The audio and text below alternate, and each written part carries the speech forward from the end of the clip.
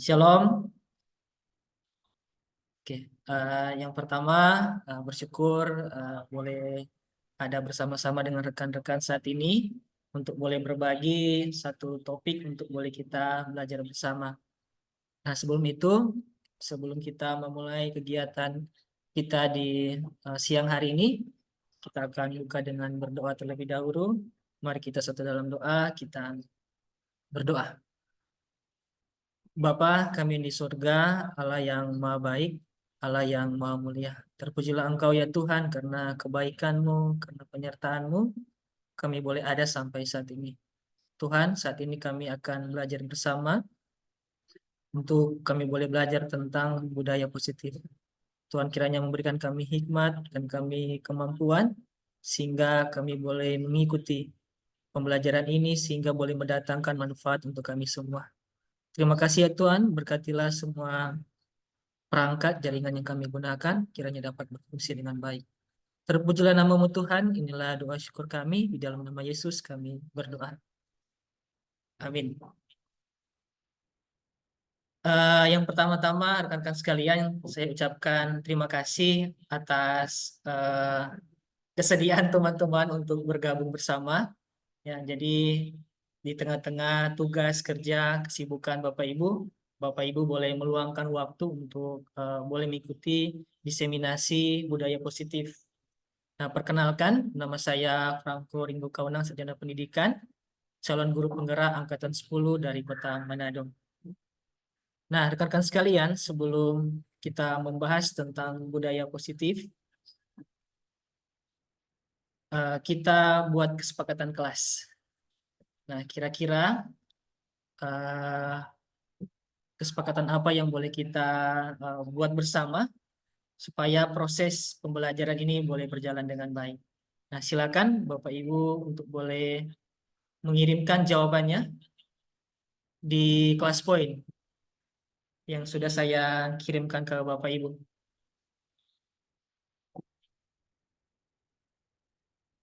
Kira-kira kesepakatan kelas yang boleh kita sepakati bersama.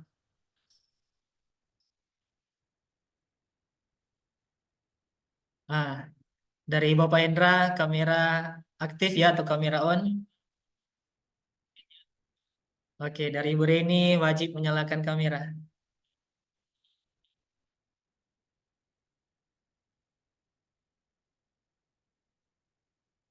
Nah, dari Ibu Erika tidak boleh makan selama webinar. Oke, terima kasih rekan-rekan yang lain.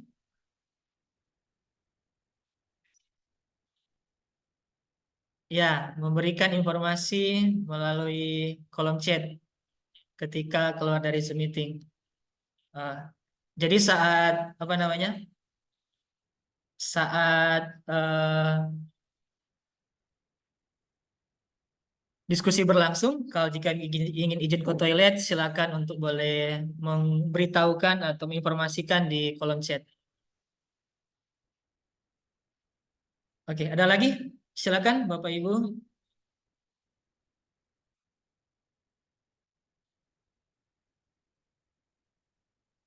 Jadi bagi yang belum bergabung, boleh buka di Google Chrome atau Mozilla, klik classpoint.app dan masukkan kode 85242. Yang sudah bergabung sini baru yang sudah menjawab baru Pak Hendra, Ibu Reini, Ibu Erika, Mim Yeni, dan Sir Ovan. Yang belum menjawab ada dua, Ibu Nancy dan Ibu Tirsa. Oke, Sir Ovan memberikan kesepakatan fokus dalam mengikuti materi. Oke, baik. Terima kasih rekan-rekan. Saya pikir untuk kesepakatan kelas ini cukup. Saya coba tutup jawaban. Nah, saya berikan bintang untuk rekan-rekan sekalian yang sudah boleh memberikan jawaban. Nah, selanjutnya kita lanjut ke ice breaking Bapak Ibu. Ya, sebelum kita ini ice breakingnya hanya sederhana saja Bapak Ibu. Bapak Ibu boleh buka yang tadi di kelas poin tetap sama dan gambarkan saja ekspresi Bapak Ibu ketika berhadapan dengan siswa yang bermasalah. Bapak Ibu boleh gambar, silakan di handphone atau di komputer Bapak Ibu, silakan.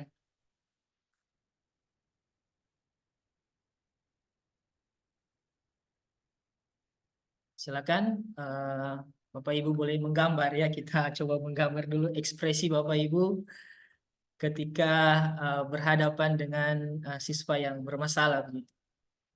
Silakan Bapak Ibu. Ya seperti gambar-gambar emoticon lah begitu Bapak Ibu.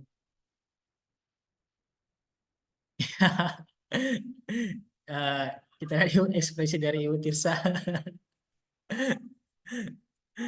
Ya, seperti ini ekspresi dari Ibu Tirsa ketika berhadapan dengan siswa.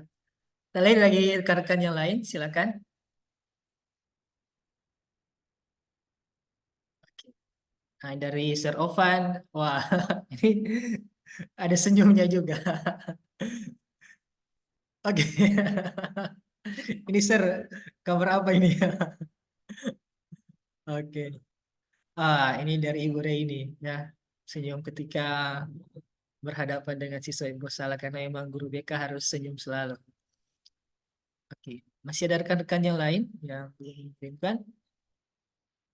Mem Jenny. Nah, ini agak sulit saya memahami ini ekspresinya seperti apa. Oke, nah eh, sudah 5 peserta ini yang boleh menggambar. Ini ada dari ah, ini Ibu Nancy ini.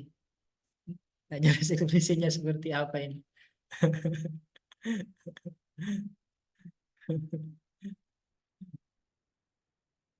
Oke, sudah 6 orang ini yang mengirimkan jawabannya.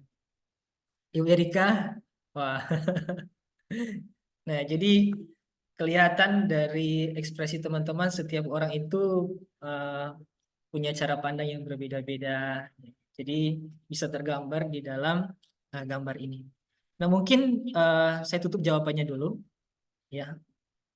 Saya tutup jawabannya dulu. Saya coba eh, rolling satu orang untuk boleh apa namanya menjelaskan dari ekspresi tersebut.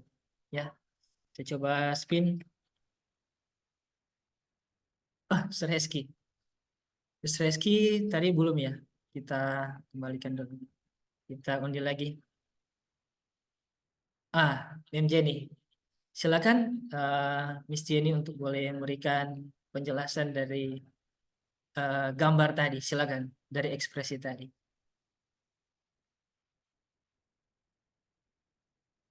Bisa kedengaran suara saya, Mem Jenny?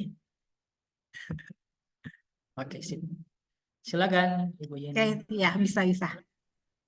Kalau dari saya memang tadi kalau sedikit bingung ya untuk ekspresi yang saya gambar, saya tidak ahli di bagian menggambar.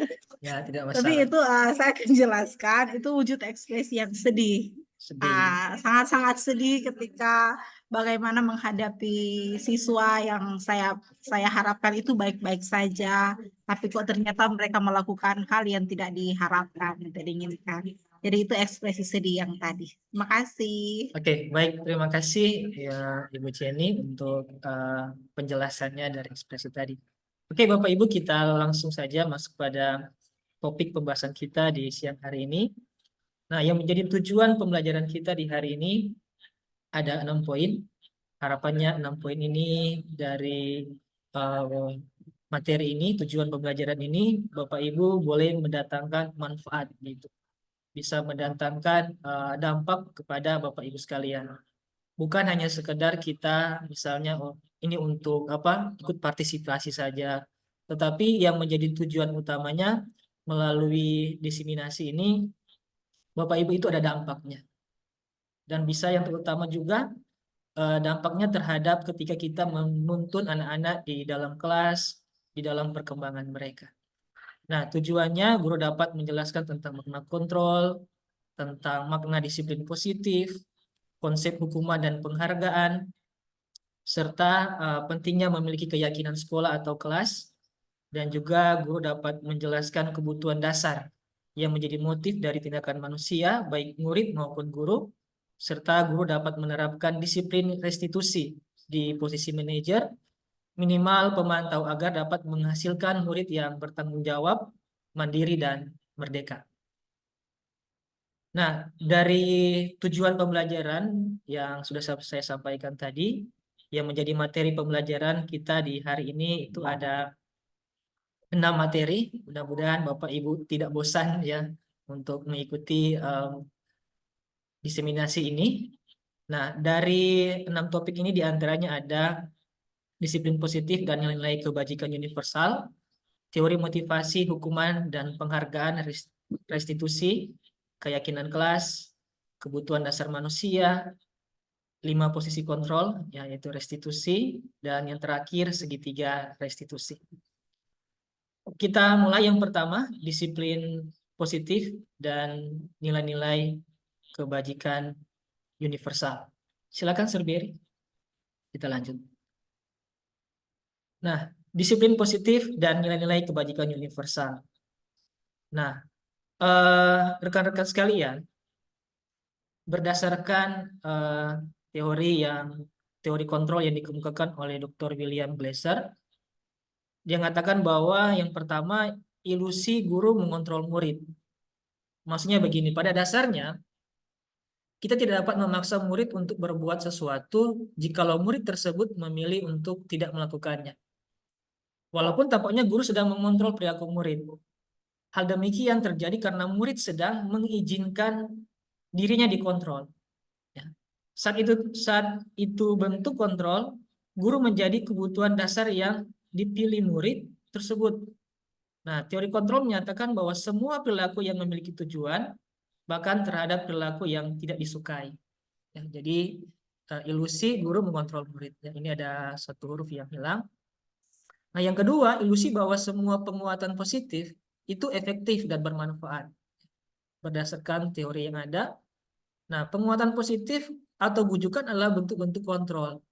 Jadi segala usaha untuk mempengaruhi murid agar mengulangi suatu perilaku tertentu adalah suatu usaha untuk mengontrol murid tersebut dalam jangka waktu tertentu. Kemungkinan murid tersebut akan menyadarinya dan mencoba untuk menolak bujukan kita, atau bisa jadi murid tersebut menjadi tergantung pada pendapat sang guru untuk berusaha. Nah, yang ketiga, ilusi bahwa kritik dan membuat orang merasa bersalah dapat menguatkan karakter. Nah, menggunakan kritik dan rasa bersalah ya untuk mengontrol murid itu menuju pada identitas gagal, Bapak Ibu. Kenapa? Karena mereka belajar untuk merasa buruk tentang diri mereka. Jadi mereka mengembangkan dialog diri yang negatif. Nah, kadangkala sulit bagi guru untuk mengidentifikasi bahwa mereka sedang melakukan perilaku ini. Karena seringkali guru cukup menggunakan suara halus untuk menyampaikan perasaan negatif. Nah, ada juga ilusi yang keempat mengatakan bahwa orang dewasa memiliki hak untuk memaksa. Ya, nah banyak orang dewasa yang percaya bahwa mereka memiliki tanggung jawab untuk membuat murid-murid berbuat hal-hal tertentu. Apapun yang dilakukan dapat diterima selama ada sebuah kemajuan berdasarkan sebuah pengukuran kinerja. Pada saat itu pula orang dewasa akan menyadari bahwa perilaku memaksa tidak akan efektif untuk jangka waktu panjang dan sebuah hubungan permusuhan akan terbentuk. Nah, Bapak Ibu sekalian, berdasarkan teori yang dikemukakan oleh Dr. William Glasser tadi, bahwa ilusi ini menunjukkan bahwa guru kadangkala juga ya mengontrol dengan cara-cara yang tidak sesuai. Nah, mari kita lihat apa makna kata disiplin.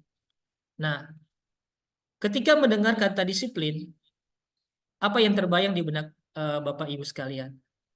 Apa yang terlintas di pikiran Bapak Ibu? Kebanyakan orang akan menghubungkan kata disiplin dengan tata tertib, teratur, dan kepatuhan kepada peraturan. Kata disiplin juga sering dihubungkan dengan hukuman. Padahal itu sungguh berbeda.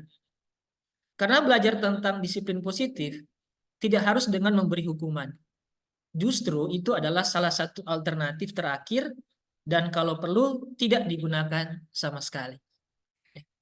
Dalam budaya kita, makna kata disiplin dimaknai menjadi sesuatu yang dilakukan seseorang pada orang lain untuk mendapatkan kepatuhan. Kita cenderung menghubungkan kata disiplin dengan ketidaknyamanan. Nah, menurut Bapak Pendidikan kita Ki Hajar Dewantara menyatakan bahwa di mana ada kemerdekaan, disitulah harus ada disiplin yang kuat. Sungguh pun disiplin itu bersifat self-disiplin, yaitu kita sendiri yang mewajibkan kita dengan sekeras-kerasnya.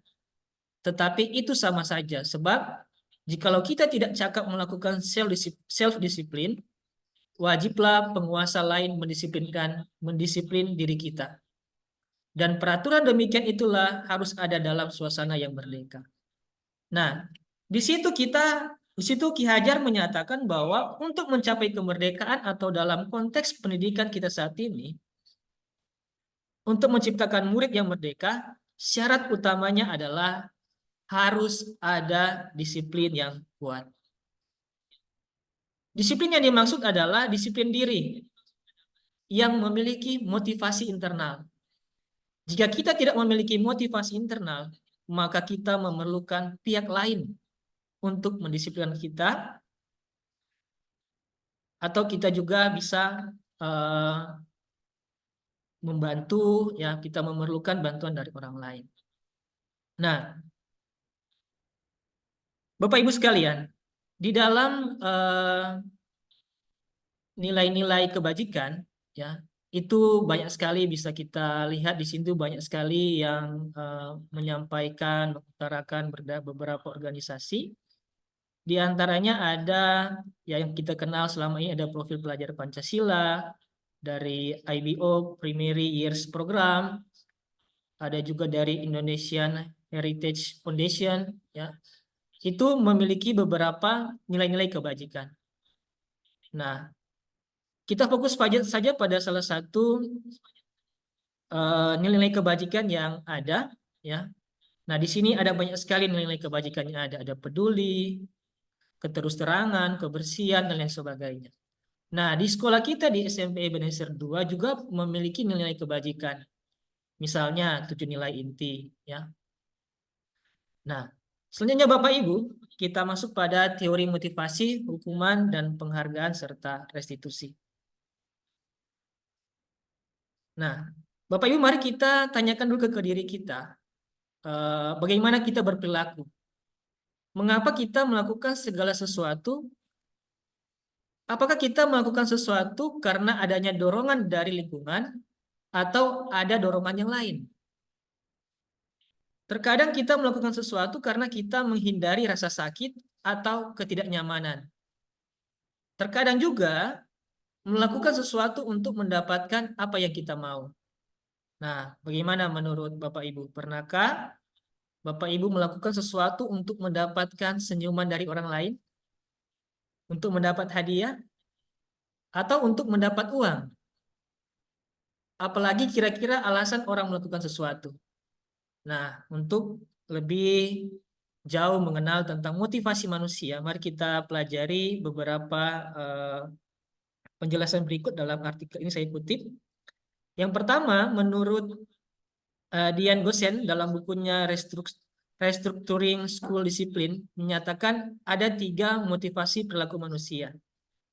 Yang pertama, untuk menghindari ketidaknyamanan atau hukuman. Nah, ini adalah tingkat terendah dari motivasi perilaku manusia.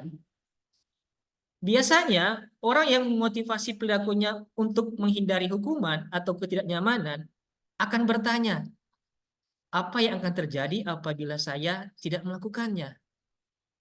Nah, sebenarnya mereka sedang menghindari permasalahan yang mungkin muncul dan berpengaruh pada mereka secara fisik, psikologis, maupun tidak terpenuhinya kebutuhan mereka bila mereka tidak melakukan tindakan tersebut.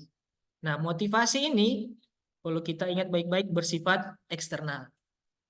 Nah, yang kedua, untuk mendapatkan imbalan atau penghargaan dari orang lain. Nah, ini satu tingkat di atas motivasi yang pertama.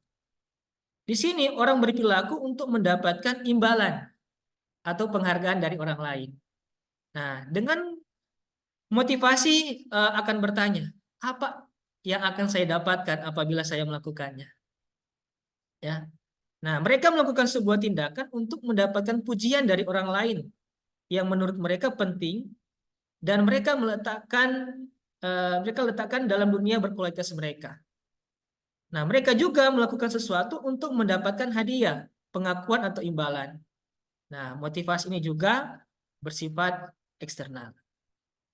Nah, kita lanjut yang ketiga, Bapak Ibu. Nah, untuk menjadi orang yang mereka inginkan dan menghargai diri sendiri dengan nilai-nilai yang mereka percaya. Orang dengan motivasi ini akan bertanya, akan menjadi orang yang seperti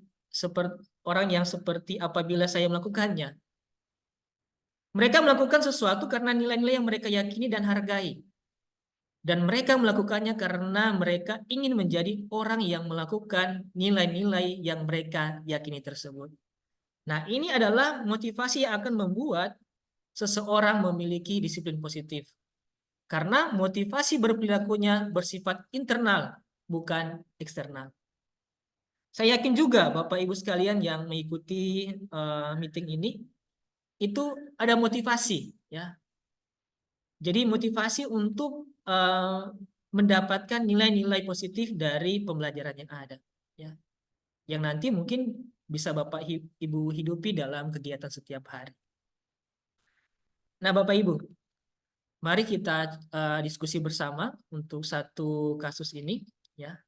Nah, sebagai seorang guru, saat Anda hadir mengajar di kelas hadir di kelas tepat waktu, motivasi apakah yang mendasari tindakan Anda? Apakah Anda datang tepat waktu karena tidak ingin ditegur oleh atasan Anda dan kemudian mendapat surat peringatan? Nah, itu motivasi untuk menghindari ketidaknyamanan dan hukuman. Atau Anda ingin mendapatkan pujian dari atasan Anda dan mendapat penghargaan sebagai karyawan atau guru yang berprestasi. Ya, motivasi yang kedua tadi mendapat imbalan atau penghargaan dari orang lain. Atau yang ketiga, Anda ingin menjadi orang yang menghargai waktu, menghargai diri Anda sendiri sebagai teladan bagi murid-murid Anda, karena Anda percaya tindakan Anda sebagai guru akan dicontoh oleh murid-murid Anda, menghargai nilai-nilai diri sendiri. Manakah motivasi yang paling kuat mendasari tindakan Anda? Atau bahkan kombinasi dari dua motivasi, atau bahkan juga ketiga-tiganya. Silakan, boleh Bapak Ibu jawaban. Jawabannya saya akan tutup Bapak Ibu, supaya rekan-rekan yang lain tidak melihat hanya Bapak Ibu yang menjawab. Silakan.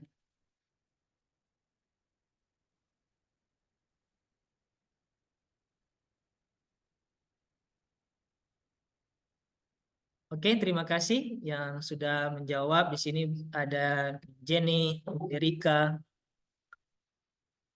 ya, Miss Raini juga.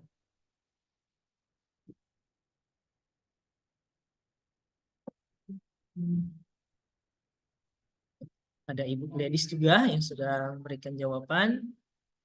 Yang belum menjawab masih ada 7 orang yang belum menjawab.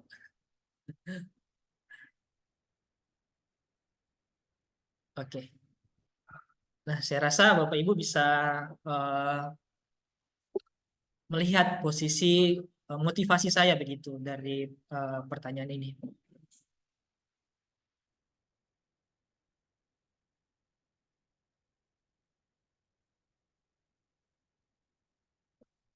Oke, terima kasih Bapak Ibu yang sudah menjawab. Karena mengingat waktu, kita lanjut saja ya. Oke, selanjutnya ya Bapak Ibu, mari kita diskusi bersama untuk satu kasus ini. Nah, Iva kurang menguasai pelajaran matematika. Sehingga pada saat pelajaran tersebut berlangsung, dia lebih banyak berdiam diri atau menggambar di buku pelajarannya. Pada saat guru matematikanya Pak Seno menanyakan pertanyaan, Iva menjadi gugup dan tak sengaja menjatuhkan tasnya dari kursi. serta tiba-tiba menjadi gagap pada saat berupaya menjawab. Seluruh kelas pun tertawa melihat perilaku Iva yang bicara tergagap dan terkejut tersebut. Pak Seno pada saat itu membiarkan teman-teman Iva menertawakan Iva yang gagap dan malu luar biasa. Dan malahan minta Iva untuk maju ke depan dan berdiri di depan kelas sambil menunjuk hidungnya karena tidak bisa menjawab pertanyaan Pak Seno. Kelas semakin gaduh dan anak-anak pun tertawa melihat Iva di depan kelas memegang ujung hidungnya. Nah, pertanyaannya Bapak Ibu, apakah Anda setuju dengan tindakan Pak Seno terhadap Iva? Mengapa? Menurut Anda tindakan Pak Seno terhadap Iva adalah sebuah hukuman atau konsekuensi? Silakan Bapak Ibu boleh menjawab untuk dua pertanyaan yang ada.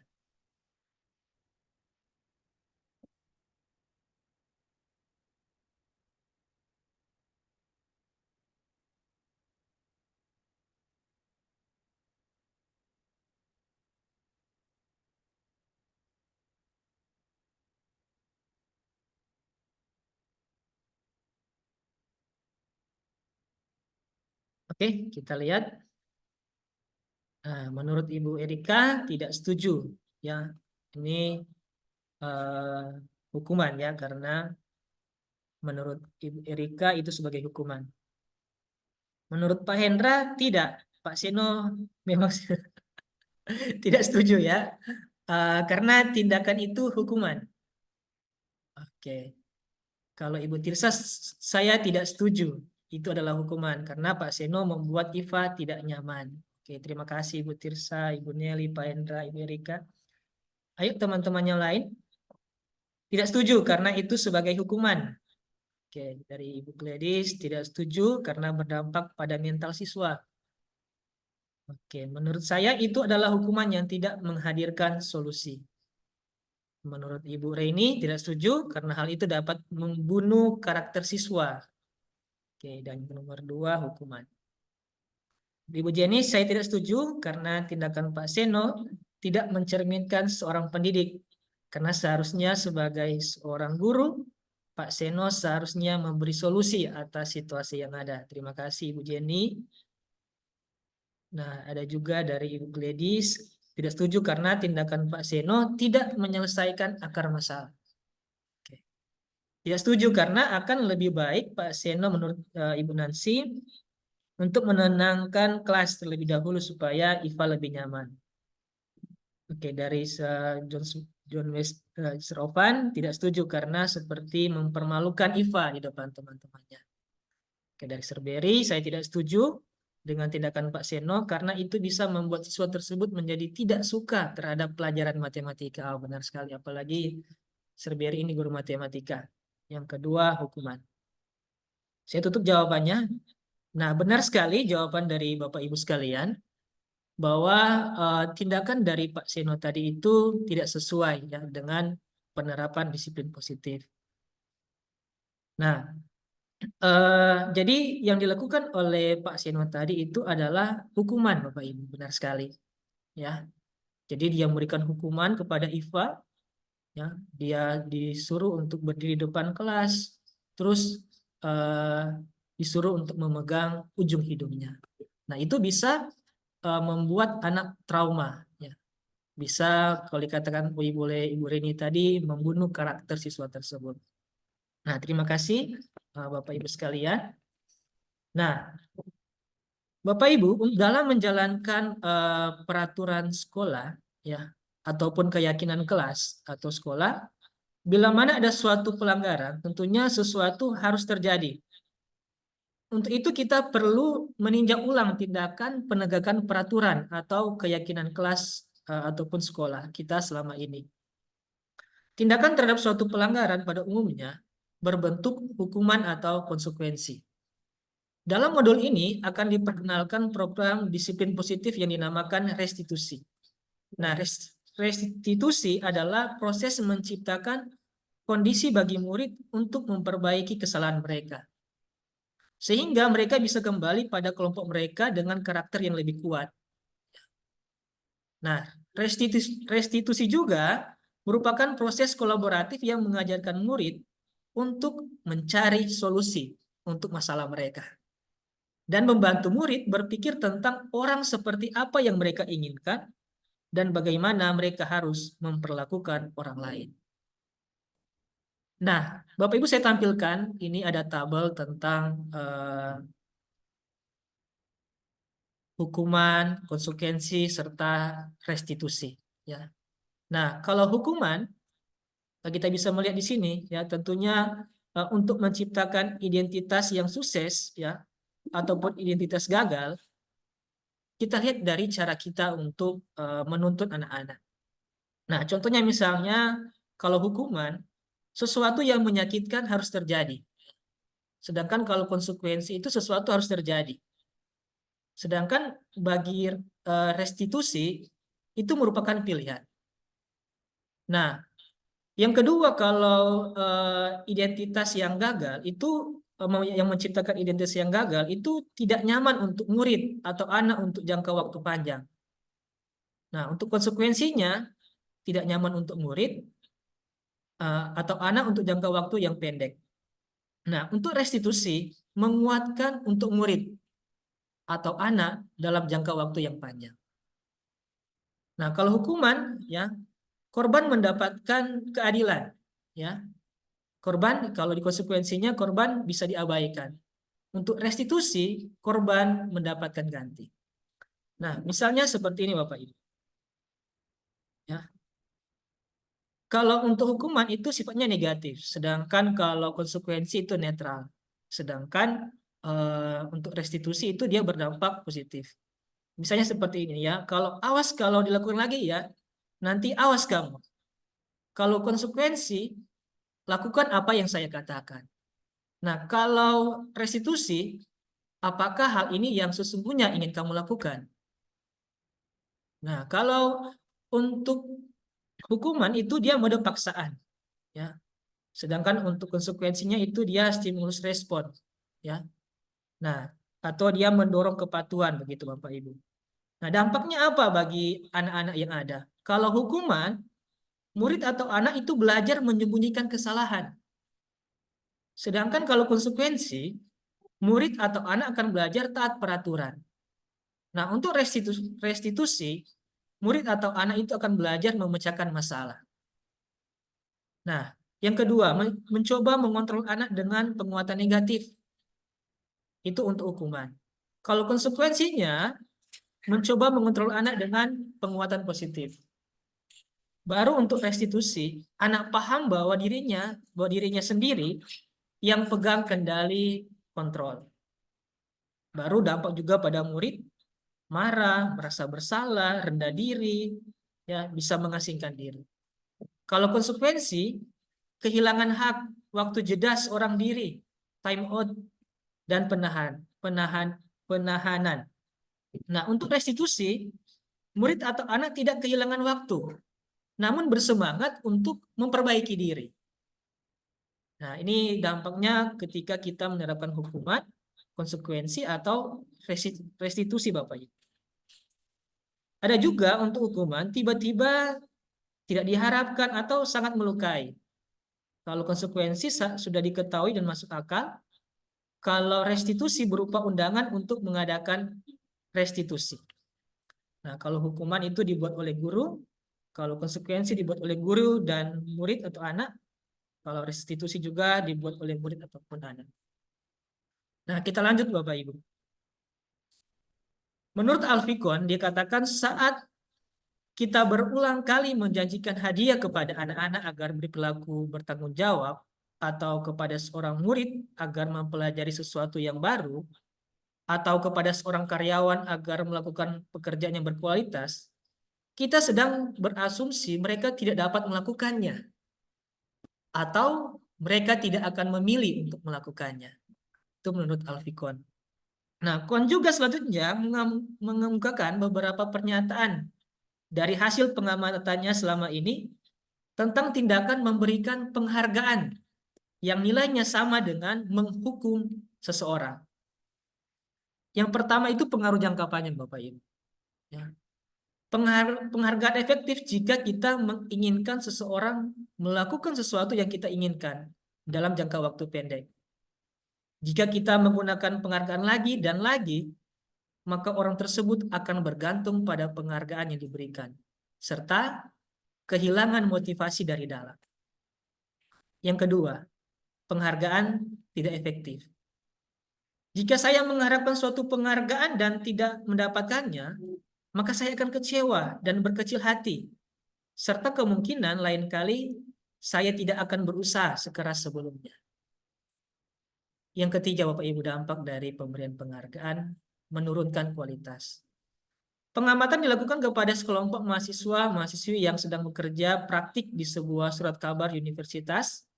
Saat itu mereka sedang belajar menuliskan sebuah artikel tentang sebuah judul berita utama. Seiring waktu, mahasiswa tersebut semakin mampu bekerja dengan cepat. Kemudian, ada beberapa mahasiswa yang dibayar untuk setiap judul berita utama yang mereka mampu hasilkan. Dan setelah beberapa lama, mahasiswa yang dibayar ini, hasil kinerjanya berhenti berkembang. Mereka yang tidak menerima bayaran terus berupaya mengasah diri menjadi lebih baik. Nah, dampak yang keempat, perubahan pola perilaku konsumen. Jika kita memberikan penghargaan kepada seseorang anak pada saat dia sedang merasa bangga dengan pencapaiannya sendiri, maka kita akan mengambil kegembiraan yang saat itu sedang dirasakan secara alamiah. Baiklah Bapak Ibu, demikian untuk bagian yang kedua tadi. Kita masuk kepada bagian yang ketiga tentang keyakinan kelas. Nah, Bapak Ibu, mengapa kita memiliki peraturan tentang penggunaan helm pada saat mengendarai kendaraan roda 2 atau motor? Kemungkinan jawaban kita adalah untuk keselamatan kita tentunya. Mengapa kita memiliki peraturan tentang penggunaan masker dan mencuci tangan setiap saat? Kemungkinan jawaban kita adalah untuk kesehatan atau untuk keselamatan kita. Nah, nilai-nilai keselamatan atau kesehatan inilah yang kita sebut sebagai suatu keyakinan, yaitu nilai-nilai kebajikan universal yang disepakati secara tersirat dan tersurat, lepas dari latar belakang suku, negara, bahasa, maupun agama. Seseorang akan lebih tergerak dan bersemangat untuk menjalankan keyakinannya daripada hanya sekedar mengikuti serangkaian peraturan tertulis tanpa makna. Murid-murid pun demikian. Mereka perlu mendengarkan dan memahami arti sesungguhnya tentang peraturan-peraturan yang diberikan. Apa nilai-nilai kebajikan di balik peraturan tersebut? Apa tujuan utamanya? Dan menjadi tidak tertarik atau takut sehingga hanya sekedar mengikuti serangkaian peraturan-peraturan yang mengatur mereka tanpa memahami tujuan mulianya. Nah, untuk pembentukan keyakinan sekolah atau kelas, ini sangat penting. Kenapa? Keyakinan kelas itu bersifat lebih abstrak daripada peraturan yang lebih rinci dan konkret. Keyakinan kelas berupa pernyataan-pernyataan universal. Pernyataan keyakinan kelas senantiasa dibuat dalam bentuk positif. Keyakinan kelas hendaknya tidak terlalu banyak, sehingga mudah diingat dan dipahami oleh semua warga kelas. Keyakinan kelas sebaiknya sesuatu yang dapat diterapkan di lingkungan tersebut. Semua warga kelas hendaknya ikut berkontribusi dalam pembuatan keyakinan kelas lewat kegiatan curah pendapat. Yang terakhir, bersedia meninjau kembali keyakinan kelas dari waktu ke waktu. Bapak Ibu, ini penting kita membuat keyakinan sekolah atau kelas, apalagi kita akan memasuki tahun pelajaran yang baru. Jadi kita buat kesepakatan dengan anak-anak ya di kelas, sehingga anak-anak bisa membagikan atau mencurahkan pendapat mereka tentang nilai-nilai apa yang akan mereka ikuti, mereka akan sepakati. Tujuannya adalah untuk anak-anak melalui kesadaran diri. Ya. Ada motivasi dari dalam untuk melakukan nilai-nilai yang telah disepakati. Nah, contohnya seperti ini ya. Biasanya kalau di kelas 7 ya, kalau hormat kami meyakini bahwa sangat penting untuk menghormati semua orang dan barang milik orang lain. Kalau bekerja, kami meyakini bahwa sangat penting untuk mengerjakan segala pekerjaan atau mengikuti kegiatan yang telah ditugaskan. Baru untuk diterima dan dimiliki, kami meyakini bahwa sangat penting untuk merasa diterima pada suatu kelompok dan saling peduli satu dengan yang lain. Nah, Bapak Ibu sekalian, mari kita mengisi untuk kalimat ini, kalimat yang negatif kita ganti dengan kalimat yang positif. Nah, keyakinan kelas, sekolah atau kelas lah untuk kita buat bersama di kelas nantinya, jangan kita menggunakan kalimat-kalimat yang negatif begitu Bapak Ibu. Nah, mari kita ubah untuk kalimat-kalimat negatif ini menjadi kalimat positif. Bolehkah Bapak Ibu mengetikkan di kolom chat dari kalimat negatif ini menjadi kalimat positif? Silakan. Jadi kalau kalimat negatifnya jangan berlari di kelas ya. Kalau kalimat positifnya apa Bapak Ibu? Jangan menyontek saat ujian, kalimat positifnya apa? Jadi untuk jangan berlari nomor 1, nomor 2-nya jangan menyontek saat ujian. Yang ketiga, jangan buang sampah sembarangan.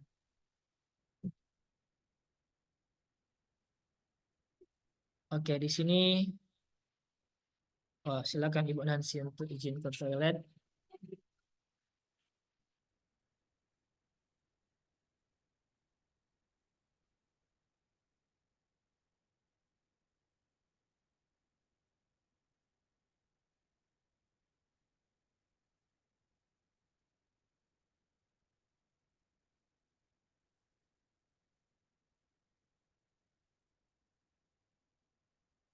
Oke. Jadi ketika kita membuat kesepakatan di kelas nantinya, ya ketika guru mata pelajaran ataupun wali kelas, kita hindari untuk menggunakan kalimat negatif Bapak Ibu. Nah, kira-kira dari 3 kalimat ini bisa kita ubah seperti apa Bapak Ibu?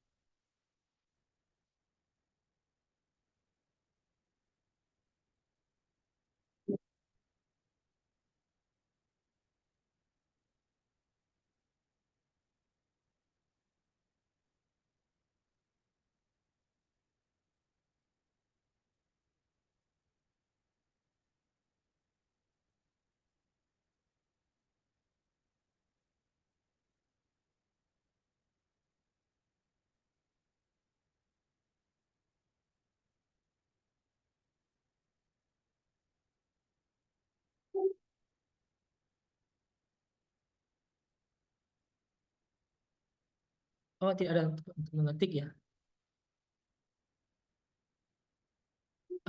Langsung di chat saja Bapak Ibu, boleh? Di kolom chat Zoom, gitu.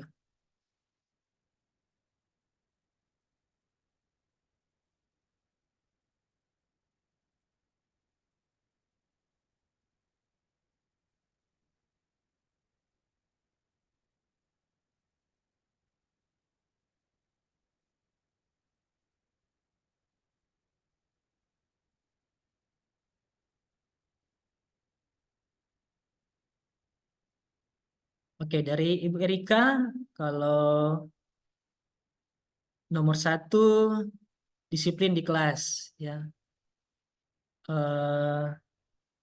Untuk nomor 3 buanglah sampah pada tempatnya. Kalau untuk nomor 2 jawablah pertanyaan dengan benar dan takut akan Tuhan. Oke, terima kasih Ibu Erika. Dari Ibu Reini, jalan saja ya, nanti bisa terluka kalau jatuh saat berlari. Baru jujur yang utama. Yang ketiga, kebersihan pangkal kesehatan. Oke, itu dari Ibu Reni.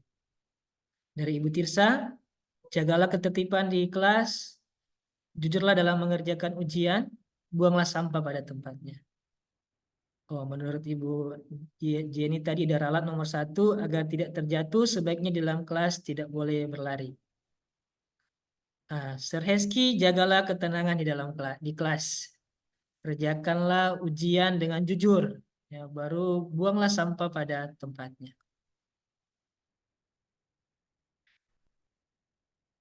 Oke, benar sekali Bapak Ibu dari kalimat-kalimat yang sudah Bapak Ibu ubah tadi dari kalimat negatif menjadi kalimat positif bisa juga seperti ini Bapak Ibu ya. Misalnya berjalanlah di dalam kelas ya. Berlakulah jujur saat ujian ya, atau sama juga tadi eh, yang ketiga tadi saya lihat juga ada yang sama, buanglah sampah pada tempatnya. Oke, nah atau juga sama tadi, jagalah ketenangan di kelas ya, tidak berlari-lari dari Sir Hesky ya. Jagalah ketertiban juga dari Ibu Tirsa, jalan saja ya. Baru Ibu Erika disiplin kelas. Oke, baik ini juga ada pesan masuk. Oh, Ibu Tirsa silakan Ibu Tirsa. Nah, kita lanjut Bapak Ibu.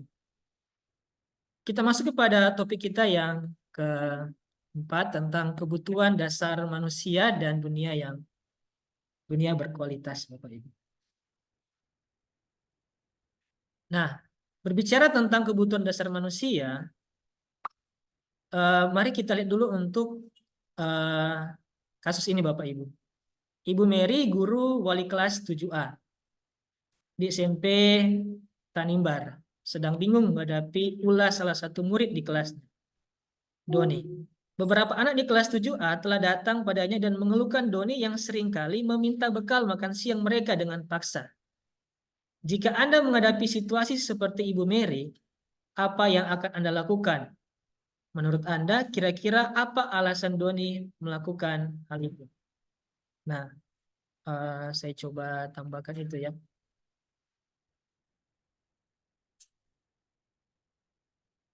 Poin ini, supaya Bapak Ibu boleh ini memberikan jawabannya di kelas poin. Sebentar.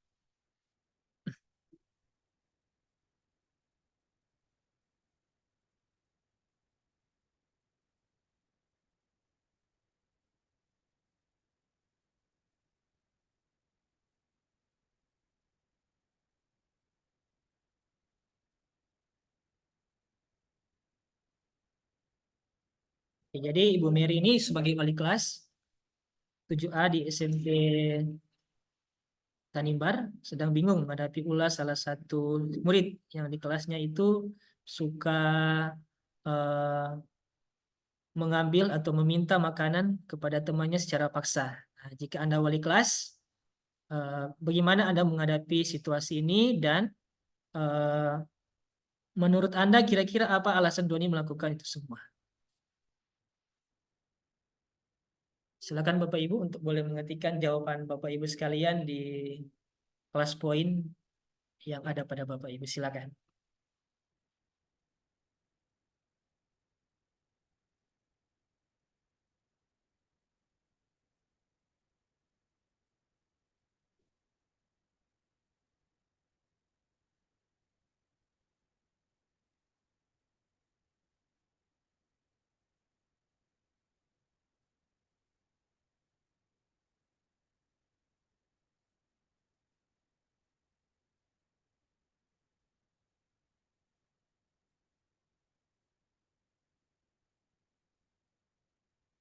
Oke, Bapak Ibu silakan. Jadi ceritanya ini Ibu Mary. Oke, ini langsung di-chat oleh Ibu Erika. Doni kurang perhatian orang tua. Dia butuh untuk diperhatikan. Sebagai guru, bisa meminjamkan atau memberikan uang jajan untuk Doni makan. Begitu. Oke, nah ini menurut Ibu Erika. Terima kasih Ibu Erika. Kalau menurut Ibu Jenny, memanggil siswa tersebut dengan menanyakan alasan kenapa Doni melakukan hal tersebut. Karena bisa jadi Doni lapar dan tidak memiliki uang atau keadaan keluarganya tidak baik-baik saja. Nah, menurut Ibu Gladys, memanggil Doni untuk mencari tahu apa sebenarnya alasan di balik tindakan Doni. Nah, menurut Pak Yama, mengomunikasikan dengan orang tua untuk tidak lupa membawakan bekal makan atau uang jajan untuk Doni makan. Membeli makanan untuk Doni, ya. Kalau tindakan dari guru tersebut.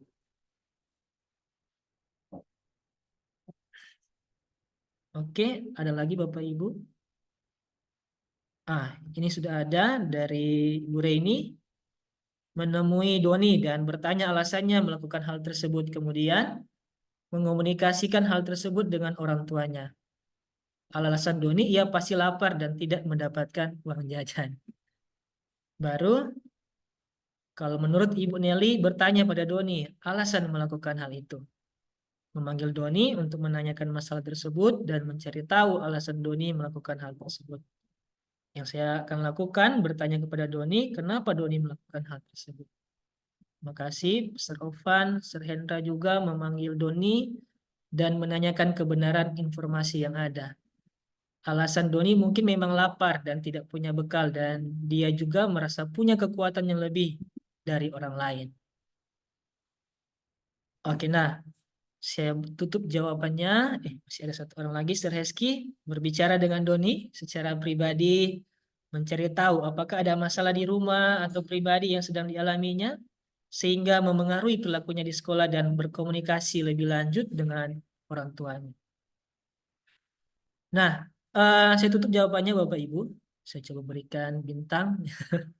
Nah, dari jawaban Bapak Ibu sekalian benar sekali ya, Bapak Ibu eh, sudah mulai melakukan sesuatu yang baik dengan memanggil Doni terlebih dahulu, ya, menanyakan kenapa alasannya dia melakukan itu.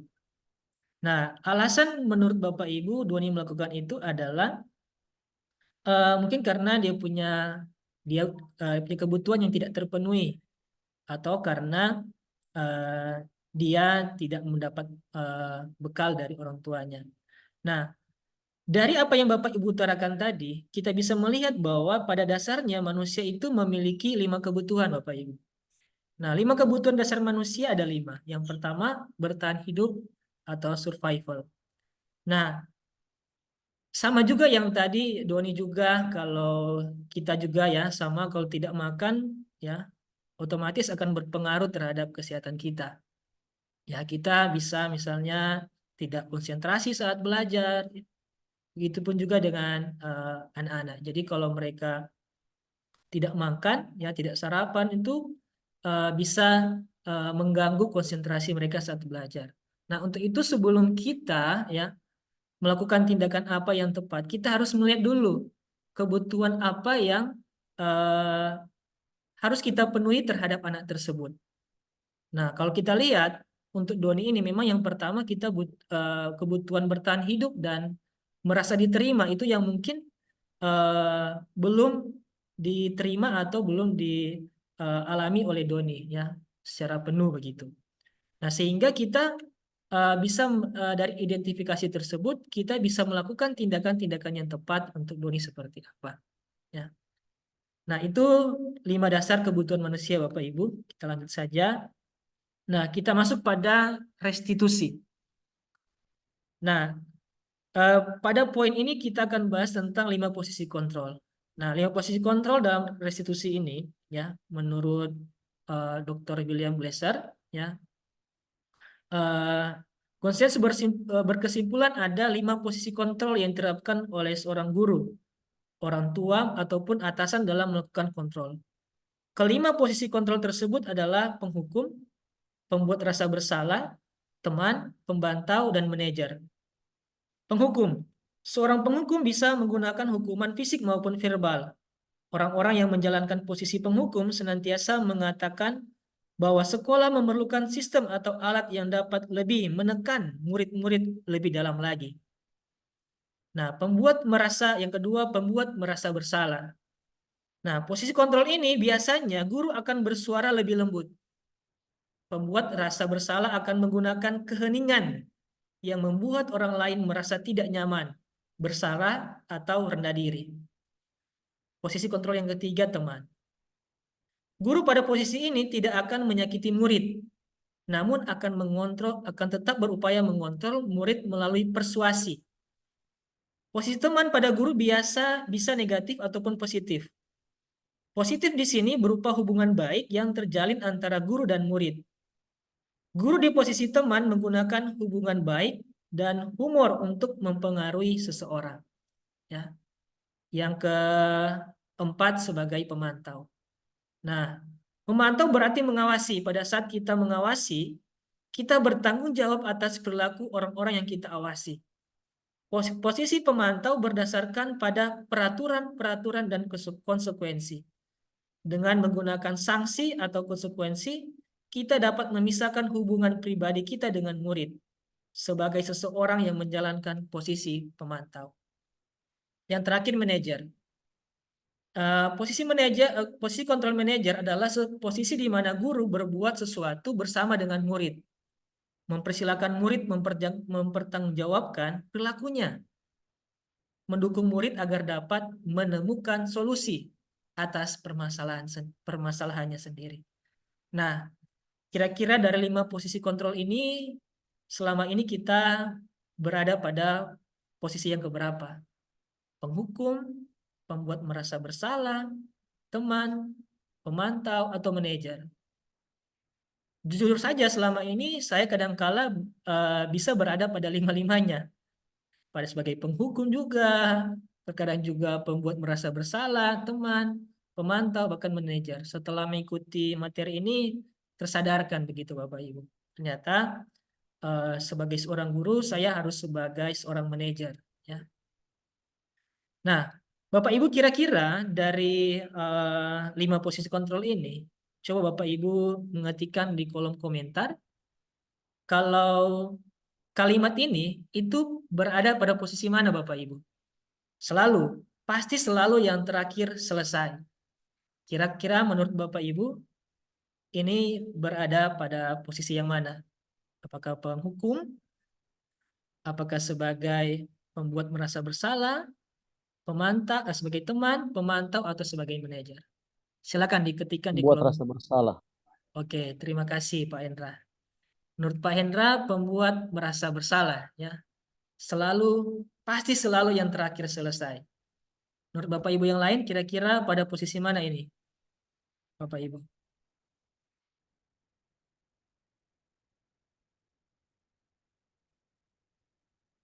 Oke, menurut Ibu Reni, pembuat rasa bersalah. Ada lagi, silakan Bapak Ibu. Di chat saja, karena asalnya saya tidak masukkan di bagian apa, kelas poin.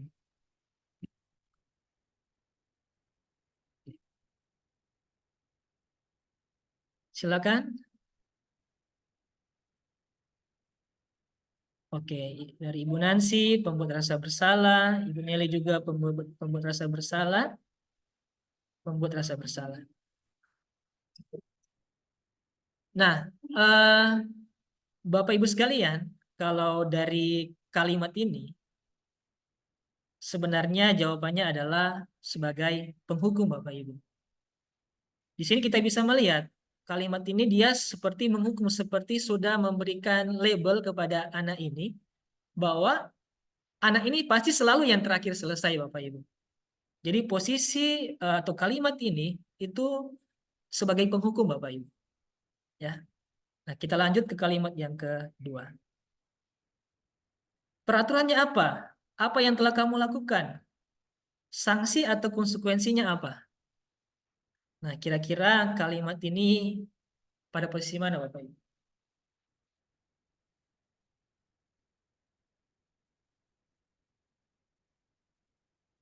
Oke. Ya, menurut Ibu Reni sebagai manajer ya. Sebagai Ibu Tirsa sebagai pemantau, Pak Endra sebagai pemantau, Sreski sebagai pemantau. Oke. Ibu Gladys juga sebagai pemantau, Jenny pemantau, Ibu Nelly pemantau. Oke. Benar sekali Bapak Ibu sekalian bahwa kalimat ini itu eh, posisi kontrol kita sebagai pemantau. Peraturannya apa? Apa yang telah kamu lakukan? Sanksi atau konsekuensinya apa? Ya. Saya juga kadang-kala pernah mengatakan seperti Bapak Ibu. Apa yang telah kamu lakukan? Ya. Peraturannya apa ya? Jadi berposisi sebagai pemantau Bapak Ibu. Nah, selanjutnya Bapak Ibu kira-kira untuk kalimat ini posisi kontrol kita ada di posisi yang mana Bapak Ibu? Ibu sangat kecewa sekali dengan kamu. Tahu berapa kali Bapak harus memberitahu kamu ya? Gimana coba kalau orang tua kamu tahu kamu berbuat begini? Nah, kira-kira untuk kalimat ini pada posisi kontrol mana Bapak Ibu sekalian?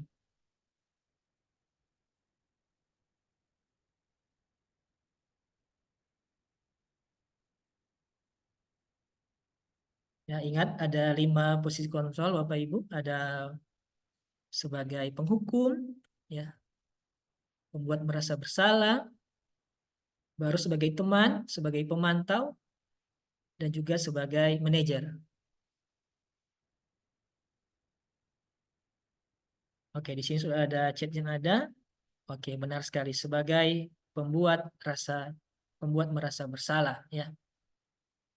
Oke, benar sekali Bapak Ibu. Ya, ini kalimat terang seperti memberikan mereka apa identitas untuk mereka rendah diri begitu ya, membuat mereka merasa bersalah. Ya, Ibu sangat kecewa sekali dengan kamu. Berapa kali Bapak harus memberitahu kamu ya. Gimana coba kalau orang tua kamu tahu kamu berbuat begini? Oke, pertanyaan berikut Bapak Ibu. Ayo bantulah demi Bapak ya. Ayo ingat tidak tidak bantuan Bapak selama ini. Ya sudah kali ini tidak apa-apa. Nanti Ibu bantu bereskan. Nah, posisi ini kita sebagai apa Bapak Ibu?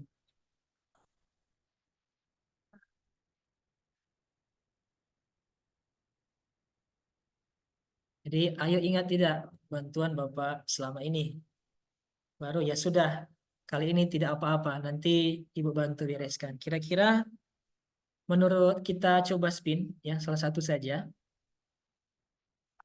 Kira-kira pada posisi mana? Kontrol yang mana? Kalimat yang tadi. Oh, Ibu Jenny kan sudah tadi. Kita ganti.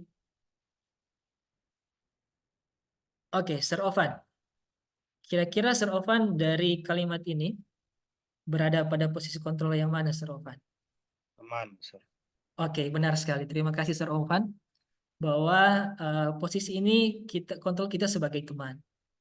Nah, tentunya kalimat ini yang sebagai seorang manajer, apa yang kita yakini ya? Kita kembali dari keyakinan kelas yang kita telah sepakati bersama. Apakah kamu meyakininya? Jika kamu meyakininya, apakah kamu bersedia memperbaikinya? Jika kamu memperbaiki ini, hal ini menunjukkan apa tentang dirimu? Apa rencana kamu untuk memperbaiki hal ini? Oke, terima kasih, Sir Opan. Nah, Bapak Ibu, kita masuk pada materi yang terakhir, ya, tentang segitiga restitusi. Nah, segitiga restitusi, ya, itu ada 3 Bapak Ibu. Yang pertama, menstabilkan identitas, validasi tindakan yang salah, serta menanyakan keyakinan. Nah, menstabilkan identitas bagian dasar dari segitiga ini bertujuan untuk mengubah identitas anak dari orang yang gagal karena melakukan kesalahan menjadi orang yang sukses. Baru yang kedua, validasi tindakan yang salah. Setiap tindakan kita dilakukan dengan suatu tujuan, yaitu memenuhi kebutuhan dasar. Yang ketiga, menanyakan keyakinan. Nah, teori kontrol menyatakan bahwa kita pada dasarnya termotivasi secara internal. Ketika identitas sukses telah tercapai di langkah yang pertama dan tingkah laku yang salah telah divalidasi langkah kedua, maka anak akan siap untuk dihubungkan dengan nilai-nilai yang dia percaya dan berpindah menjadi orang yang dia inginkan. Nah, ini segitiga restitusi Bapak Ibu. Nah, beberapa kalimat dalam segitiga restitusi seperti untuk menstabilkan identitas Bapak Ibu, ya, seperti ini ya, tidak ada manusia yang sempurna ya. Jadi kita bisa menyesuaikan berdasarkan situasi dan kondisi yang ada Bapak Ibu ya. Mungkin kita juga bisa membukanya dengan menanyakan kabarnya itu atau kegiatan apa yang dia lakukan sebelum bertemu dengan Bapak Ibu. Jadi kita menstabilkan identitas berdasarkan situasi yang Bapak Ibu alami. Nah, validasi tindakan yang salah seperti padahal kamu bisa melakukannya lebih buruk dari ini ya. Kamu pasti punya alasan mengapa melakukan hal itu. Baru dalam poin menanyakan keyakinan, kita bisa menanyakan apa nilai-nilai umum yang telah kita sepakati. Nah, Bapak Ibu sekalian, sekarang kita masuk saja pada poin segitiga restitusi ini, ya, yang akan menjadi pembahasan kita untuk kita boleh lakukan saat ini. Kita akan bermain peran, Bapak Ibu. Nah, kita akan bolehkah kita spin? Satu orang akan berperan sebagai guru dan satu orang akan berperan sebagai seorang siswa, Bapak Ibu. Jadi kepada praktek ini, Bapak Ibu. Bolehkah Bapak Ibu? Ya, mungkin sekitar kira-kira masih ada 19 menit ini. Ya, kita spin kira-kira siapa yang boleh berperan sebagai guru dan sebagai seorang siswa. Oke, kita spin Bapak Ibu. Sebagai guru dulu ya. Boleh seperti itu? Oke, jadi ini ada cerita, ada kasus di mana posisinya Bapak Ibu nanti sebagai seorang wali kelas begitu, ya. Nah, sebagai seorang wali kelas, Bapak Ibu nanti akan menerapkan segitiga restitusi kepada siswa yang bermasalah, Bapak Ibu. Nah, muridnya di sini adalah Ciko, ya. Nanti saya kirimkan kepada Bapak Ibu yang menjadi siswanya begitu. Oke, kita spin yang menjadi guru yaitu Ibu Jenny. Oke. Yang akan berperan sebagai murid adalah Ibu Gladys. Oke. Bisakah bersedia Ibu Jenny untuk berperan sebagai eh, guru dan Ibu Gladys berperan sebagai eh, murid begitu. Nah, di sini posisi gurunya begini Bapak Ibu. Anda adalah seorang wali kelas 7 di SMP Pelindung, ya. Anda baru saja selesai menghadiri rapat guru dan ingin kembali ke ruang kelas Anda untuk melihat tim piket kelas Anda bekerja. Sampai di kelas, Anda terkejut karena hanya ada 2 murid yang sedang membersihkan kelas. Anda menyadari bahwa Ciko tidak ikut berpartisipasi dalam piket. Anda tahu betul bahwa Ciko hari ini masuk sekolah.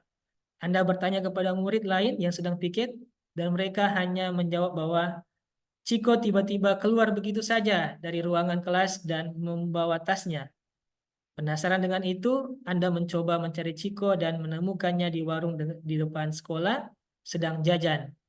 Anda memutuskan untuk langsung berbicara dengan Ciko di saat itu juga. Nah, untuk sebagai murid, nah ini saya coba kirimkan kepada Ibu Gladys ya, untuk perannya sebagai seorang guru dan sebagai seorang murid. Saya coba kirimkan, boleh? Untuk menerapkan segitiga restitusi. Jadi dengan Ibu Kepala Sekolah ini sebagai murid dan gurunya adalah Ibu Jenny ini sebagai gurunya. Saya kirimkan WA pribadi ya untuk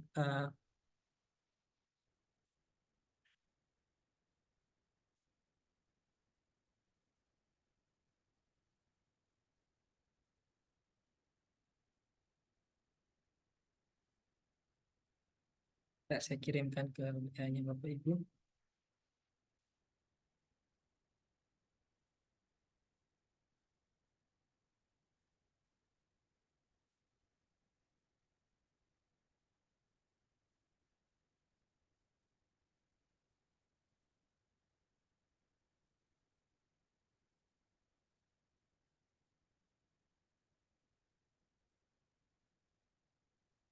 Oke.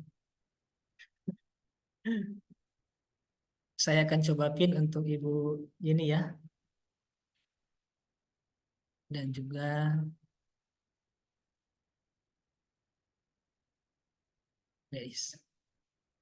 Oke, jadi untuk posisinya sebagai saya coba seorang guru ya. eh, jadi sebagai wali kelas di SMP Pelindung, jadi Ibu Jenny selesai menghadiri rapat guru dan ingin kembali ke ruang kelas untuk melihat tim piket. Nah, ketika sampai di kelas, gurunya terkejut karena hanya 2 murid yang membersihkan kelas. Ibu Jenny tahu kalau Ciko itu ada datang sekolah. Ketika Ibu Jenny tanya ke Ciko, kenapa kemana? Teman-temannya mengatakan sudah tiba-tiba keluar begitu. Nah, Eh, Penasaran dengan itu, Ibu Jenny coba mencari Ciko dan menemukan bahwa Ciko sedang jajan di kelas. Ya. Nah, kira-kira sebagai seorang guru, bagaimana tindakan Ibu Jenny untuk menerapkan segitiga restitusi? Baru sebagai seorang murid, Ciko dia di kelas dia merasa eh, eh, senang karena bisa pulang dengan cepat ke rumah dan sudah bersiap-siap pulang. Ketika dia mau pulang, teman-temannya mengingatkan bahwa Ciko sebagai eh, petugas kebersihan. Nah, namun Ciko merasa bosan karena seakan-akan pekerjaannya tidak selesai-selesai. Dan akhirnya dia memutuskan untuk keluar saja dari ruangan pada saat teman-teman tidak melihat. Jadi, dia berhasil menyelinap keluar kelas sebelum pekerjaan selesai. Dia merasa bebas. Di sana dia sedang asik menikmati jajanan yang dia beli sebelum akhirnya mendengar suara memanggil Ciko. Oke, Ibu Jenny sebagai guru dan Ibu Lady sebagai eh, murid. Kalau sudah siap, bisa kita mulai. Silakan, terserah. Jam Jenny masih mute. Oh ya, Hmm. silakan. Ya, selamat siang. Selamat siang, Ciko. Selamat siang, Bu Guru. Kalau Ibu boleh tahu, Ciko lagi ngapain di sini? eh Lagi makan, Bu Guru. Oh iya, Ciko, tadi kebetulan Ibu mampir di kelas dan ternyata di sana ada beberapa teman kamu yang sedang piket. Ciko tahu hari ini hari apa? Hari Kamis, Bu Guru. Ini ya hari Kamis. Untuk jadwal kebersihannya Ciko hari apa? Hari Kamis.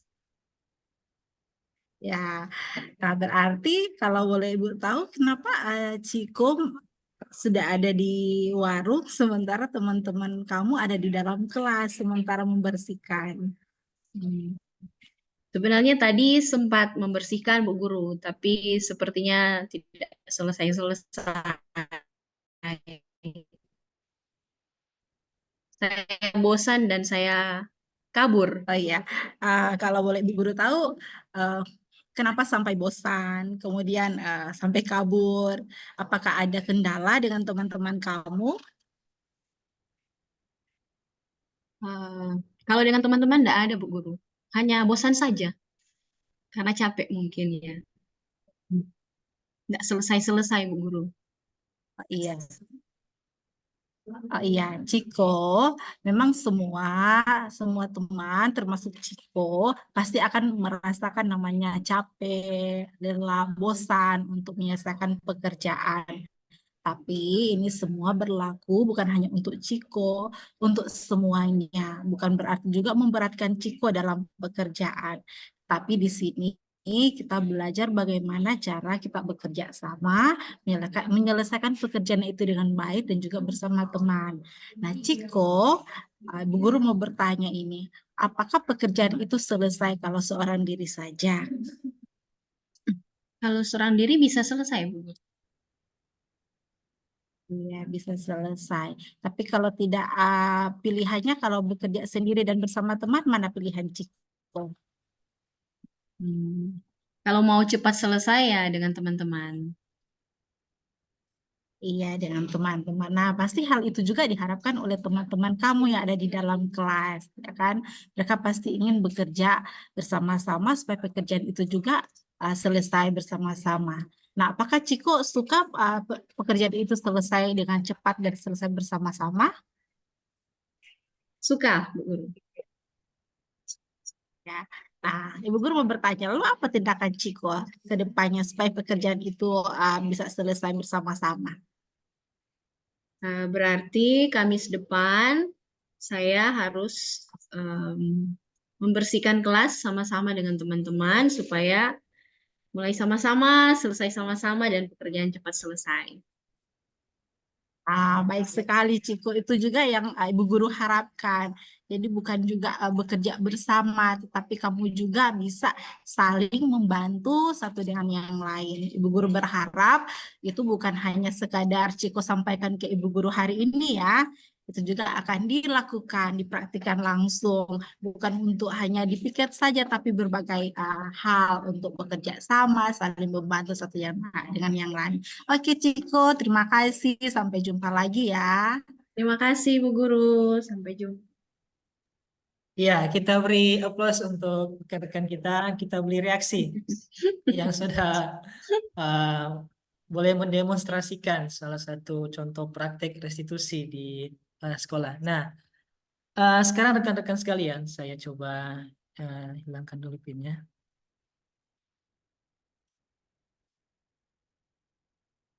Oke, nah, saya coba ingin tanyakan ke rekan-rekan yang lain. Kira-kira berdasarkan penerapan tadi, menurut Bapak Ibu, apakah sudah menerapkan segitiga restitusi atau belum?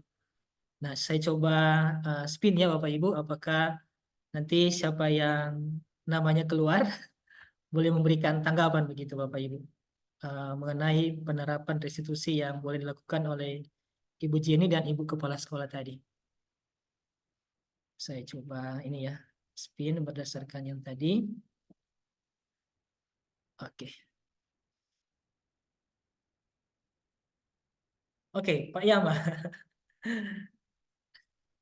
Bisakah Pak Yama memberikan pendapatnya berdasarkan apa yang dilakukan tadi? Apakah sudah menerapkan segitiga restitusi atau belum? Silakan Pak Yama. Terima kasih Pak Franco. Menurut saya tadi dari guru Bu Jenny sudah menerapkan namanya segitiga restitusi, di mana yang tahap pertama kan dalam segitiga restitusi ada menstabilkan identitas, yaitu merefleksikan bahwa tindakannya belum tepat. Ini anak kan tidak bertugas begitu, mengajak untuk merenungkan perbuatannya ini. Kemudian setelah itu ada validasi tindakan yang salah. Validasi tindakan yang salah artinya mengajak anak ini untuk menerima begitu ya, menerima semacam nasihat dari guru. Dan yang terakhir ada menanyakan keyakinan kelas tadi dari Ibu Jenny.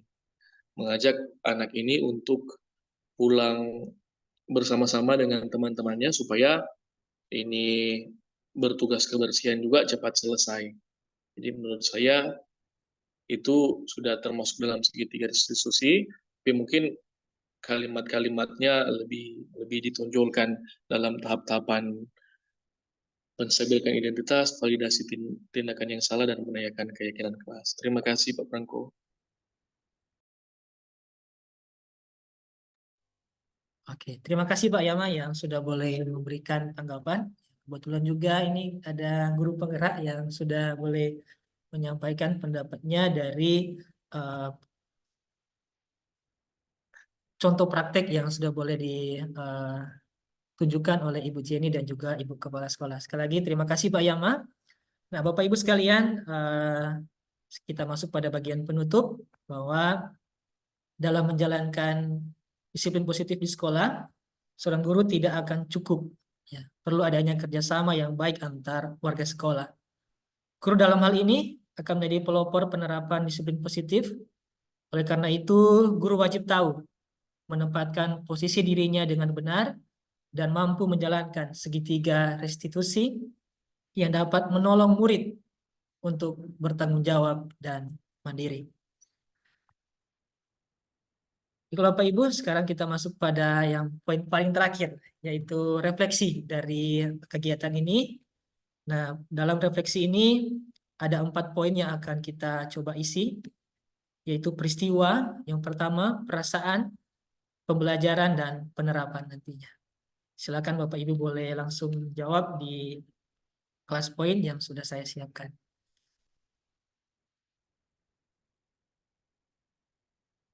Jadi yang pertama adalah peristiwa, yang kedua perasaan, yang ketiga pembelajaran, yang keempat penerapan.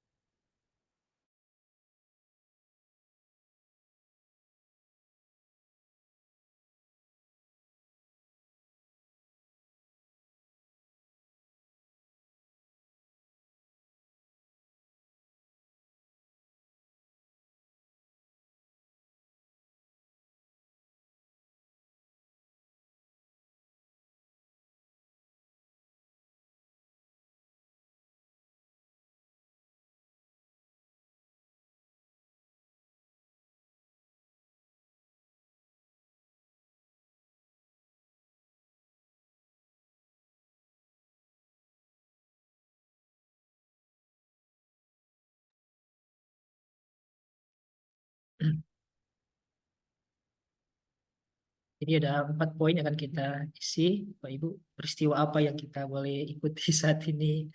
Eh, Perasaan, pembelajaran, dan penerapan.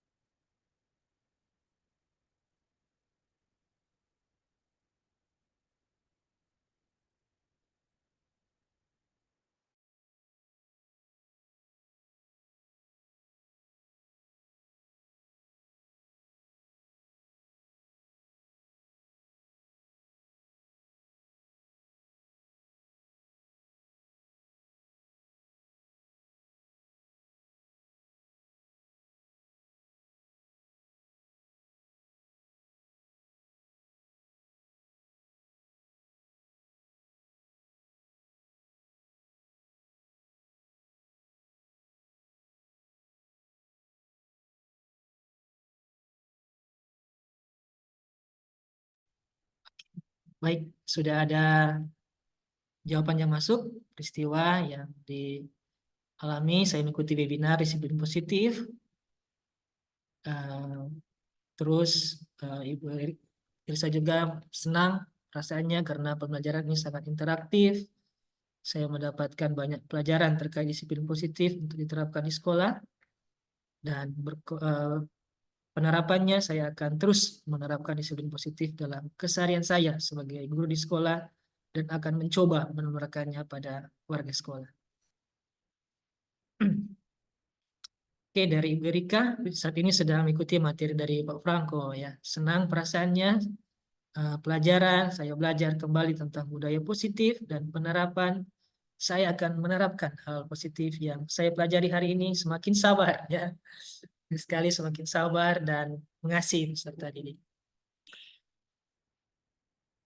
Oke, dari Ibu Jenny, peristiwanya materi yang sangat membantu dari Sir Franco. Perasaannya sangat senang karena terus dimotivasi dengan tindakan yang dilakukan oleh guru apabila menghadapi siswa yang bermasalah. Pembelajarannya sangat menyenangkan dengan metode yang diterapkan. Harapannya bisa diimplementasikan dalam keseharian sebagai seorang guru. Harapannya dimulai dari diri sendiri, setelah itu bisa juga dibagikan ke orang lain. Terima kasih Ibu Jenny. Ya, mungkin ada yang tidak sempat saya bacakan. Terima kasih. Nanti linknya belum saya tutup. Nanti Bapak Ibu boleh mengisinya. Karena mengingat waktu sekarang sudah tepat 2:30 sore.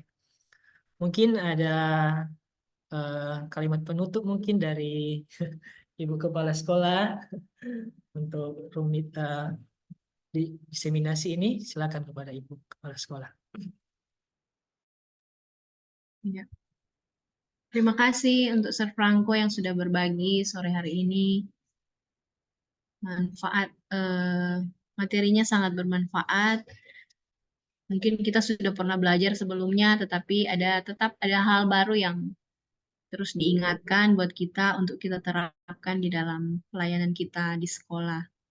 Sekali lagi terima kasih untuk Sir Franco, juga untuk teman-teman guru yang sudah belajar bersama-sama. Terima kasih. Ya, baik, terima kasih Ibu Kepala Sekolah. Mari kita tutup dengan doa. Mari kita satu dalam doa, kita berdoa. Bapa kami di surga, terima kasih Tuhan untuk waktu kesempatan di sore hari ini kami boleh belajar bersama. Kiranya setiap materi, setiap topik yang boleh kami pelajari bersama, Tuhan kiranya itu boleh kami pahami dengan baik dan kami boleh menerapkannya di dalam aktivitas kami setiap hari. Terima kasih ya Tuhan, untuk kegiatan selanjutnya kami hanya menyerahkan ke dalam tangan-Mu yang penuh kasih. Di dalam nama Yesus kami berdoa dan bersyukur. Amin. Oke, sekali lagi terima kasih Bapak Ibu untuk partisipasinya. Mungkin terakhir dokumentasi. Saya akan ambil dokumentasi. Oke, siap. 3, 2, 1.